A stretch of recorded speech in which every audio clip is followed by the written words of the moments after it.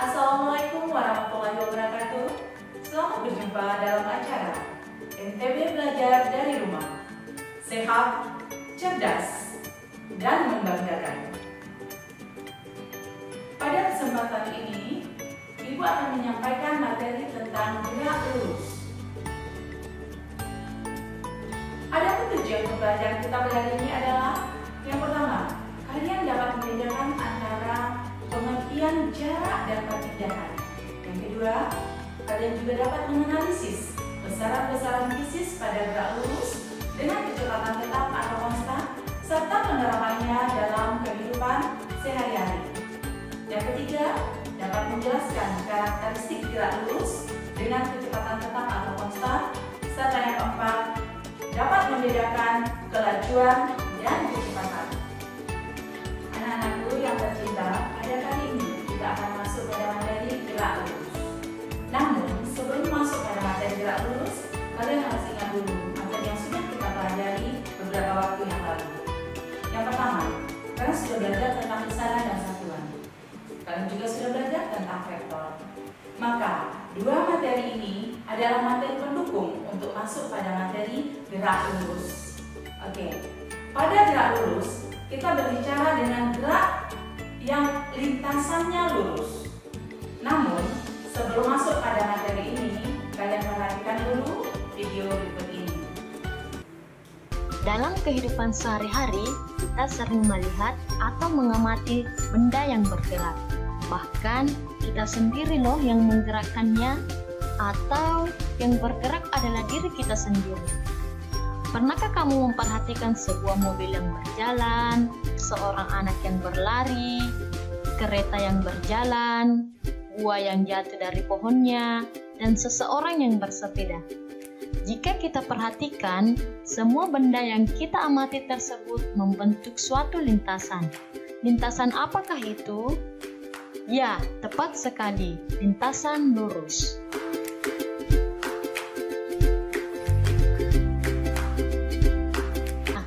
Coba perhatikan video berikut.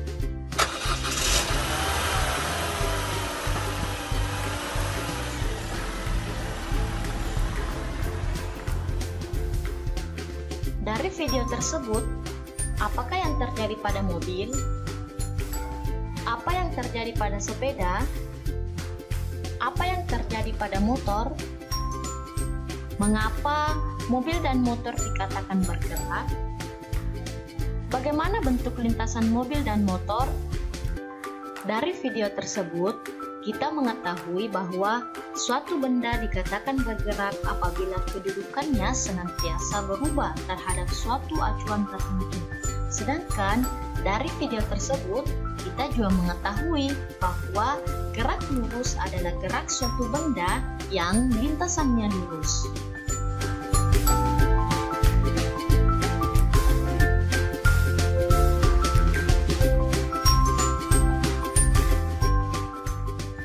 Nah, sekarang kamu sudah mengetahui bagaimana benda dikatakan bergerak dan apa itu gerak lurus.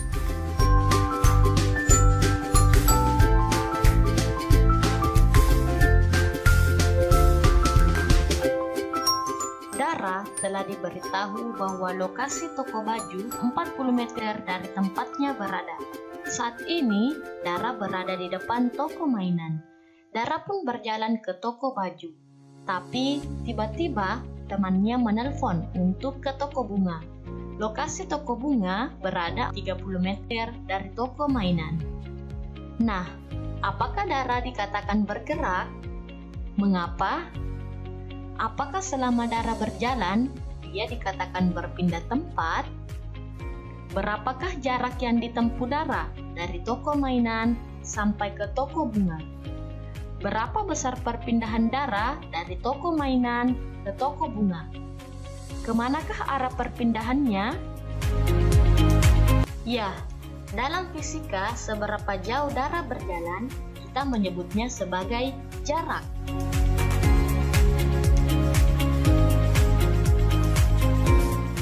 Nah, jika kita menyebutnya dengan arah seperti Dara berjalan ke toko baju ke arah timur sejauh 30 meter Dalam fisika, kita menyebutnya sebagai perpindahan.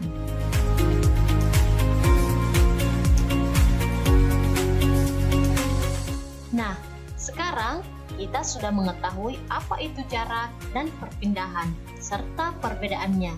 Mudah bukan? Untuk mengetahui kamu sudah paham atau belum, coba deh selesaikan persoalan berikut. Seorang anak berjalan lurus 2 meter ke barat, kemudian berbelok ke selatan sejauh 6 meter, dan belok lagi ke timur sejauh 10 meter. Perpindahan yang dilakukan anak tersebut dari posisi awal adalah, perhatikan gambar berikut. Awalnya, si anak berjalan 2 meter ke barat, lalu ke selatan 6 meter, dan ke timur 10 meter. Kita buat garis bantu agar ini membentuk suatu segitiga untuk memudahkan pengerjaan.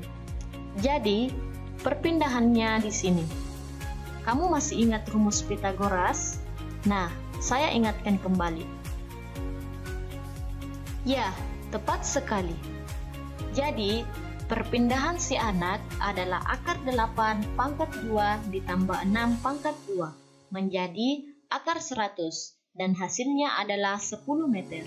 Untuk menentukan arahnya, kamu pasti sudah sangat hafal arah mata angin kan? Ya, jadi dia ke arah tenggara.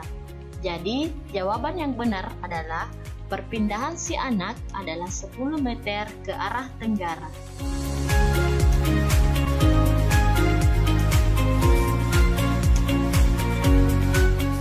Oke, kita kembali ke analogi pertama tadi. Ketika Dara berjalan dari toko mainan ke toko baju sejauh 20 meter, ketika kita mengetahui waktu yang dibutuhkan Dara berjalan dari toko mainan ke toko baju, maka ada pertanyaan lagi, yakni seberapa cepatkah Dara sampai ke toko baju?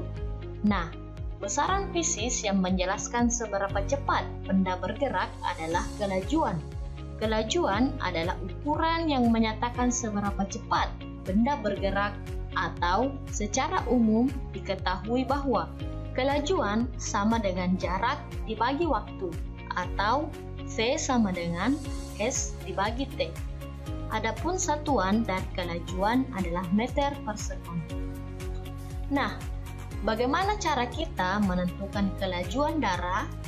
Kita mengetahui bahwa jarak dari toko mainan ke toko baju adalah 20 meter dan waktu yang dibutuhkan Dara adalah 20 detik. Nah, dari persamaan sebelumnya, T sama dengan S dibagi T, maka V sama dengan 20 meter dibagi 20 detik atau 20 sekon. Maka hasilnya adalah V sama dengan 1 meter per sekon.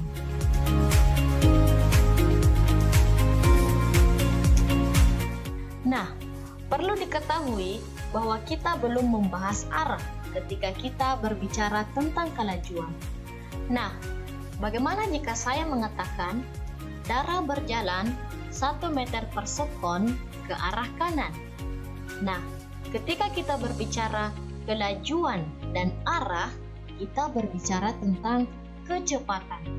Kecepatan adalah perubahan perpindahan terhadap waktu. Satuan dari kecepatan juga meter per sekon. Dari pengertian kecepatan tersebut, kita dapat merumuskannya. Kecepatan sama dengan perpindahan dibagi waktu, atau V sama dengan S dibagi T. Nah, bagaimana kita menentukan kecepatan Dara? Kita mengetahui bahwa perpindahan yang dilakukan Dara adalah 20 meter dan waktu yang dibutuhkan adalah 20 detik.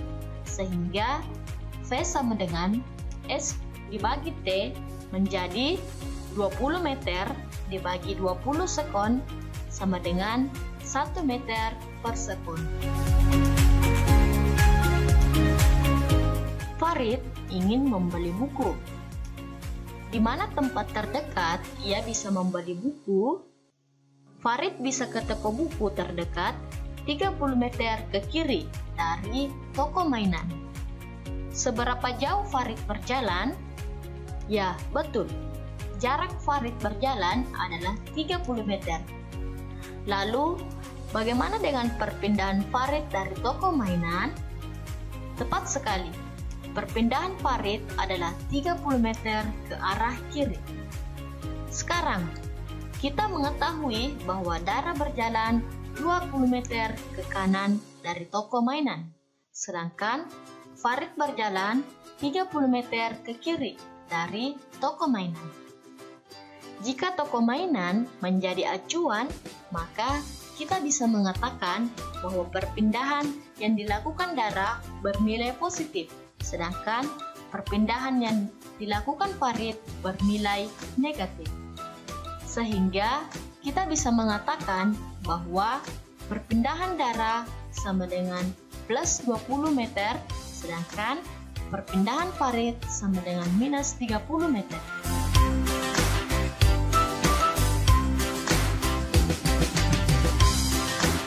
Jika Farid berjalan dari toko mainan ke toko buku membutuhkan waktu 20 detik, coba kita hitung berapa kelajuan dan kecepatan yang dilakukan Farid.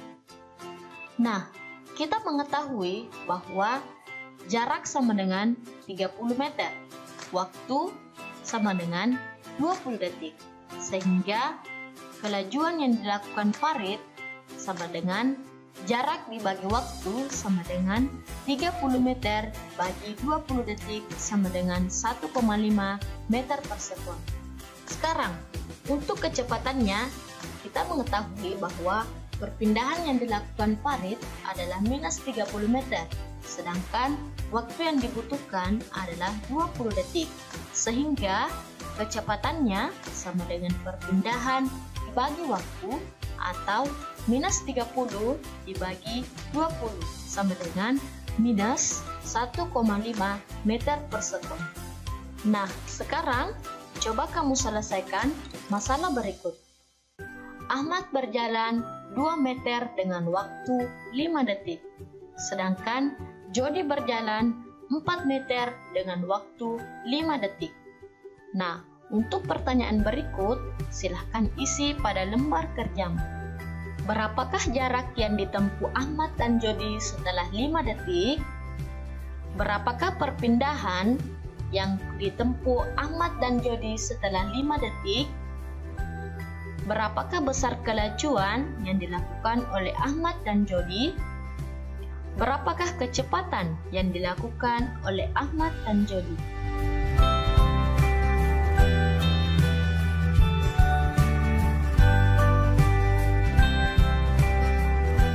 Nah, perhatikan video berikut.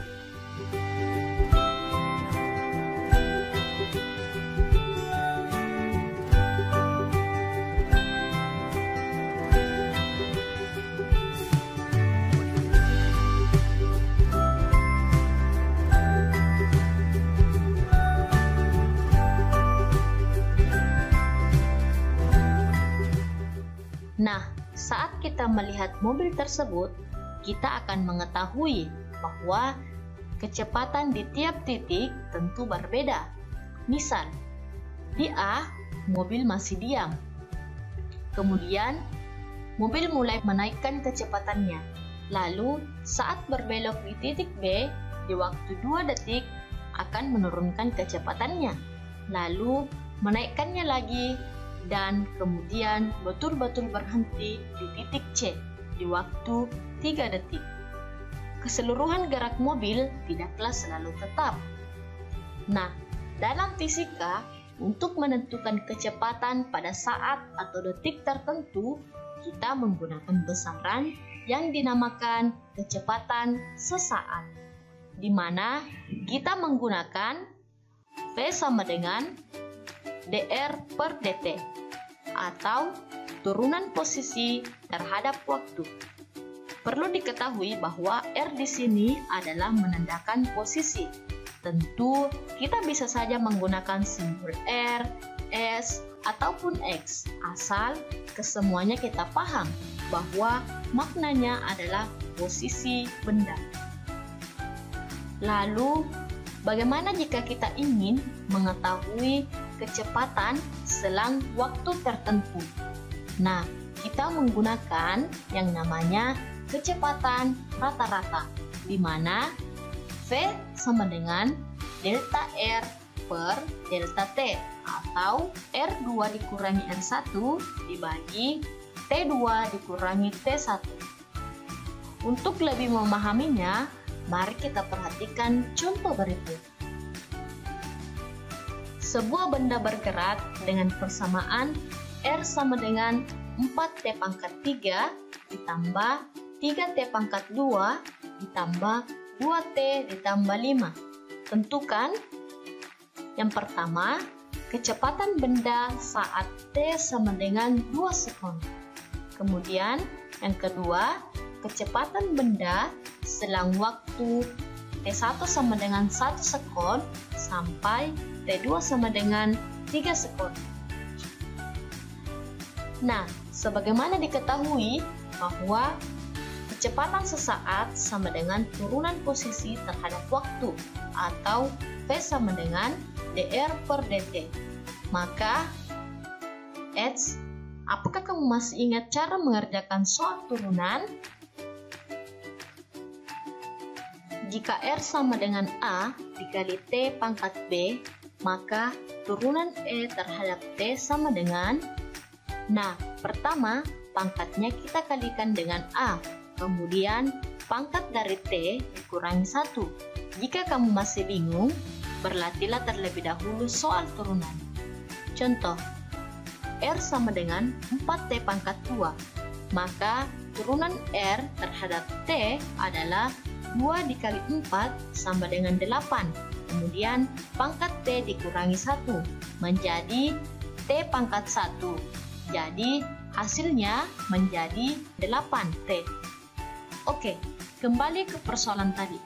Sebagaimana diketahui bahwa V sama dengan dr per dt, maka kita bisa tuliskan V sama dengan D, R diganti dengan sesuai dengan soal 4T pangkat 3 tambah 3T pangkat 2 ditambah 2T ditambah 5 diturunkan terhadap waktu menjadi 12T pangkat 2 ditambah 6T ditambah 2.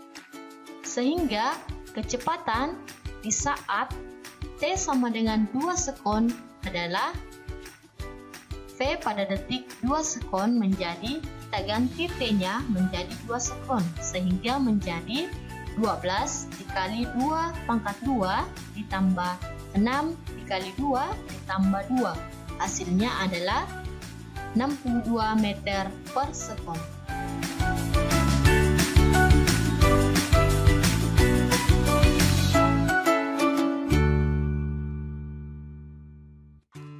Untuk bagian B atau yang kedua, jelas yang ditanyakan adalah kecepatan rata-rata, di mana kita ketahui bahwa V sama dengan delta R dibagi delta T, atau R2 dikurangi R1 dibagi T2 dikurangi T1.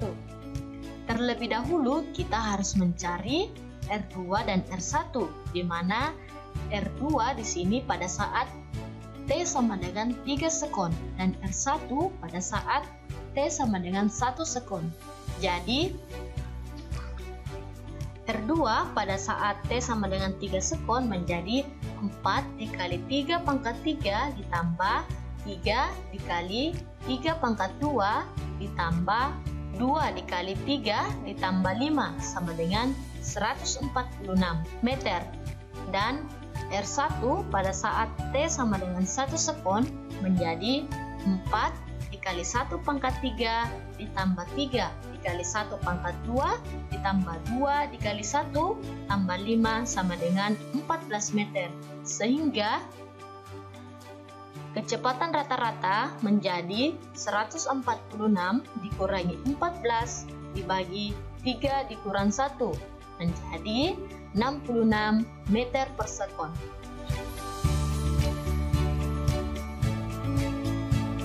Sekarang kamu telah mengetahui cara menyelesaikan masalah tentang kecepatan sesaat dan kecepatan rata-rata. Coba uji pemahaman kamu dengan soal berikut. Kedudukan suatu benda dinyatakan dengan persamaan S sama dengan 3T pangkat 2 dikurangi 2T ditambah 5, di mana S dalam meter dan T dalam sekon. Jarak yang ditempuh benda setelah 4 detik adalah... Oke anak-anak sayang, dari tayangan video tadi, apa yang dapat kalian simpulkan? Kita melihat ada sebuah mobil yang bergerak sangat cepat, kemudian dia membelok dan bergerak lagi lurus, membelok lagi. Nah, apa yang ingin kita ambil dari tayangan tadi?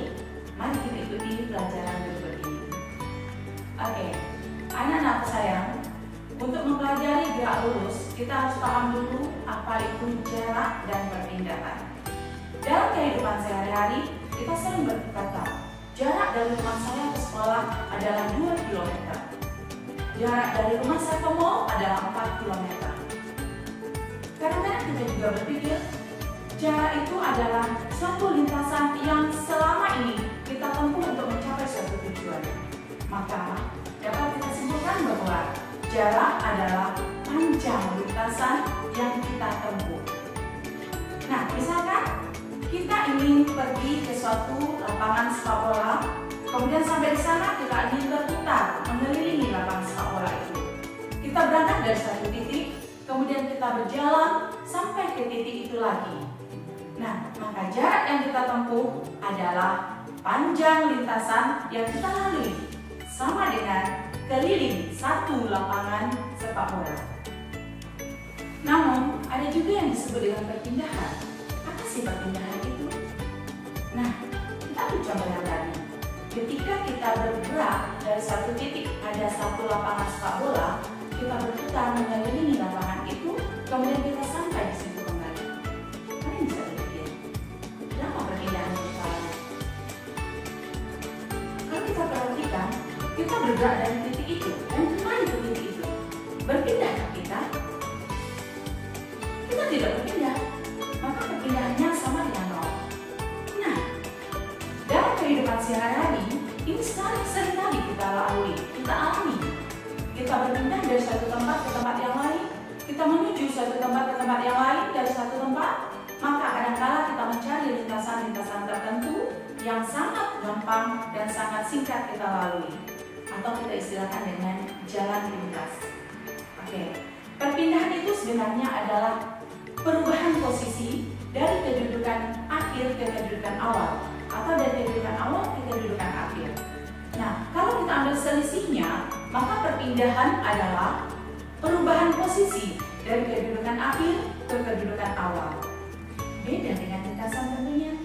Lintasan yang kita tempuh tadi kita sebut dengan jarak, yaitu total jarak yang kita tempuh. Sedangkan perpindahan adalah perubahan kedudukan, yaitu kedudukan akhir dikurangi dengan kedudukan awal. Oke anak sayang, perhatikan ilustrasi berikut ini. Misalkan ada seorang bergerak dari titik A menuju titik B dengan lintasan seperti yang ada tadi. Oke. Nah, kalau kita perhatikan dari titik A ke titik B lintasannya sangat panjang. Maka jarak yang ditempuh oleh anak tadi adalah yang berwarna biru putus-putus. Nah, itu jarak yang ditempuh. Sedangkan yang berwarna hitam putus-putus adalah perpindahannya. Ya, ada perpindahan. Jadi perpindahannya dari titik A ke titik B.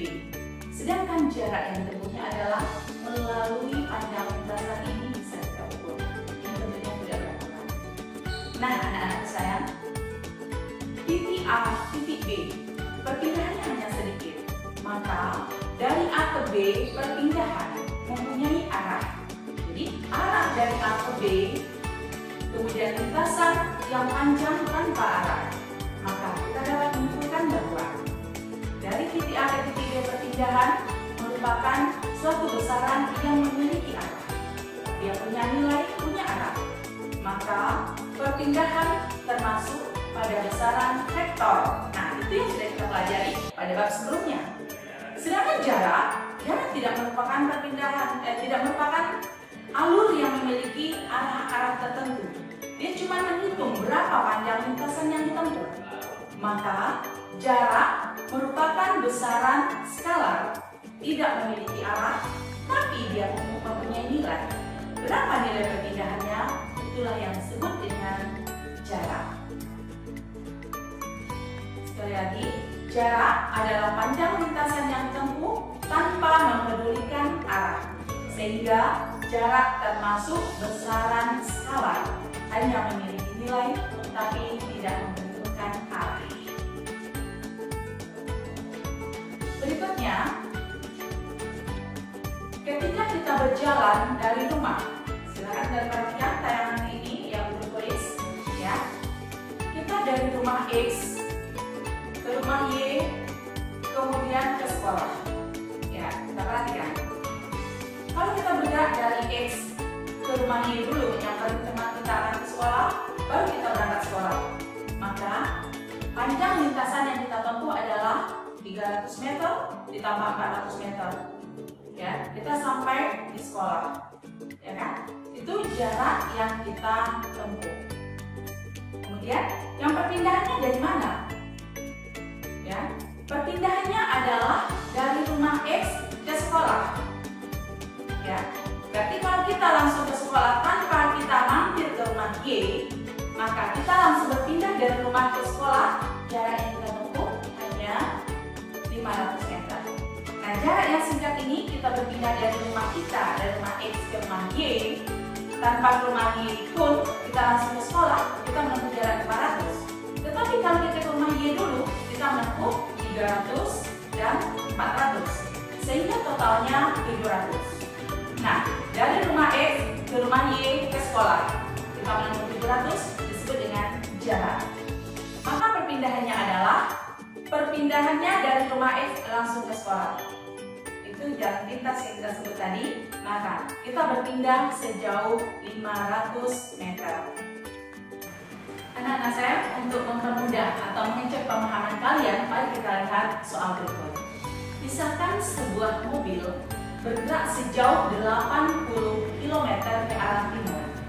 Bisa kalian lihat pada tayangan ini. Kemudian berbalik arah sejauh 30 km ke arah barat. Oke, pertanyaan nomor ini. Berapakah jarak yang ditempuh dan berapa pula perpindahannya? Ada tahu? Ada tahu? Oh ya, benar. Jarak yang ditempuh adalah 80 km ditambah 30 km. Jadi, jarak tempuhnya adalah 110 km.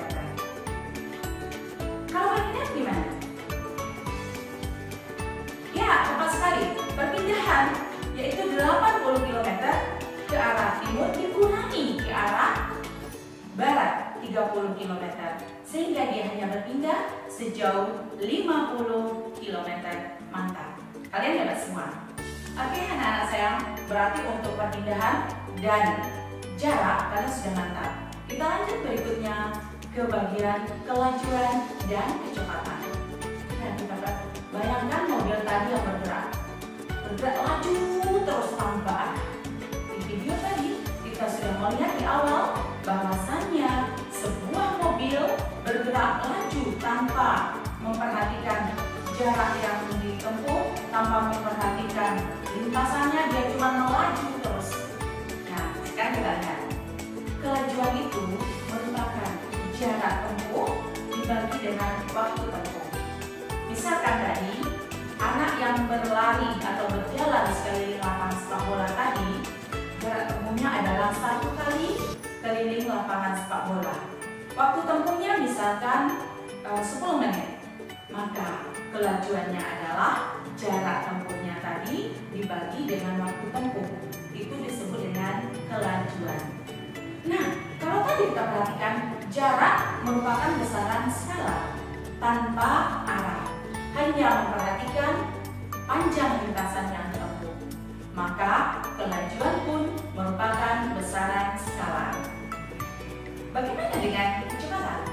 Nah, kalau kecepatan merupakan perpindahan dibagi dengan waktu tempuh.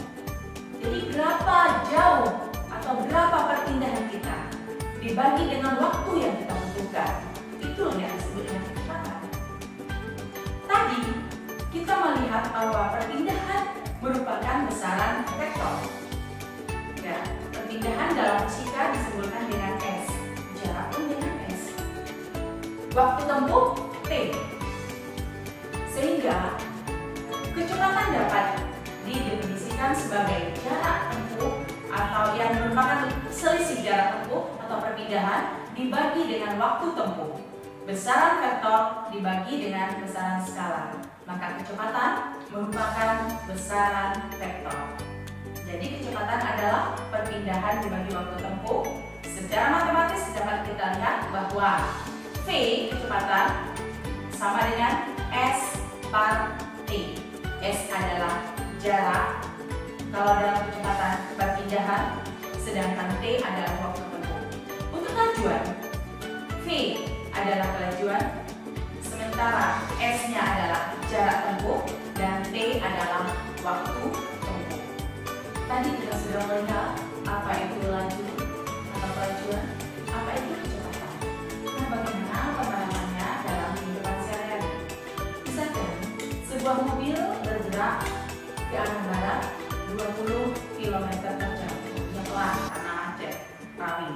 Nah, maka dikatakan berapakah laju mobil tadi? 20 km per jam. Berapakah kecepatan mobil tadi? 20 km per jam ke arah barat. Maka kalau kita melihat arah sebaliknya, berarti disebutkan juga arahnya. Mobil bergerak ke arah timur 20 km per jam. Tapi kalau laju tidak memperhitungkan arah, hanya disebut 20 km per jam. Begitu beda antara laju dan kecepatan. Oke, berikut kita akan melihat laju rata-rata atau kelajuan rata-rata. Nah, kelajuan rata-rata diambil dari laju tadi. Laju itu adalah jarak tempuh dibagi waktu. Maka kelajuan rata-rata adalah total jarak yang ditempuh dibagi dengan total waktu yang dibutuhkan. Misalkan, ya, seseorang menempuh jarak 120 meter dalam waktu 60 sekon. Kemudian dia mempercepat gerakannya sehingga dapat menempuh jarak 150 meter dalam waktu 60 sekon. Karena energinya sudah mulai berkurang, capek ya tadi. Makanya dia hanya bisa menempuh jarak 100 meter dalam waktu 120 sekon. Maka setelah dia berhenti, kelajuan rata-ratanya bisa kita hitung. Berapa besarnya? Kita tinggal jumlah saja. 120 meter ditambah 150 meter ditambah 100 meter dibagi total waktu. Total waktunya tadi dari 60 sekon, 60 sekon lagi, dan 120 sekon. Sehingga kelajuan rata-rata anak tadi adalah 370 meter dibagi 240 sekon. Sehingga totalnya adalah 1,54 meter per sekon. Itu kelajuan rata-rata seorang anak yang berlari tadi. Oke anak saya, bagaimana dengan kecepatan rata-rata? Kita berawal dari pengertian kecepatan tadi adalah perubahan kedudukan. Maka perubahan kedudukan dibagi selang waktu itu adalah kecepatan. Untuk kecepatan rata-rata kita lihat gambar berikut ini. Sebuah benda bergerak dari titik awal dari T sama dengan 0, posisinya di X sama dengan 40 meter. Kemudian dia bergerak sampai waktu 40 sekon berada di posisi 100 meter. Artinya saat T sama dengan 0, jarak yang ditempuhnya adalah 40 meter dan waktu 40 sekon dia menempuh jarak sebesar 100 meter. Berapakah kecepatan rata-ratanya? Maka kecepatan rata-ratanya adalah perubahan posisinya dibagi perubahan waktunya. Maka V rata-rata sama dengan X2 min X1 dibagi T2 min T1. 100 meter dikurang 40 meter dibagi 40 dikurang 0. Sehingga kecepatan rata-ratanya adalah 60 meter dibagi 40 sekon. Sama dengan 1,5 meter per sekon. Oke anak saya, itu kecepatan rata-ratanya. Berikut, pertemuan berikutnya kita akan sampai pada materi tentang percepatan rata-rata, dan percepatan sesaat.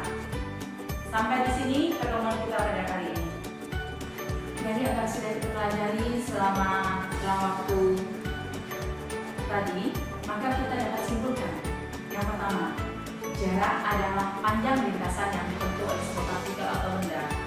Jarak termasuk besaran skalar, sedangkan perpindahan adalah perubahan kedudukan sebuah partikel atau benda, dan dia termasuk besaran vektor. Perpindahan mempunyai nilai dan arah, sementara jarak hanya memiliki nilai saja. Yang kedua, kelajuan adalah jarak yang ditempuh dalam selang waktu tertentu. Kelajuan merupakan besaran skalar. Kemudian kecepatan. Kecepatan adalah perpindahan yang ditempuh dalam selang waktu tertentu, sehingga kecepatan merupakan besaran vektor. Oke, kecepatan rata-rata dan kelajuan rata-rata.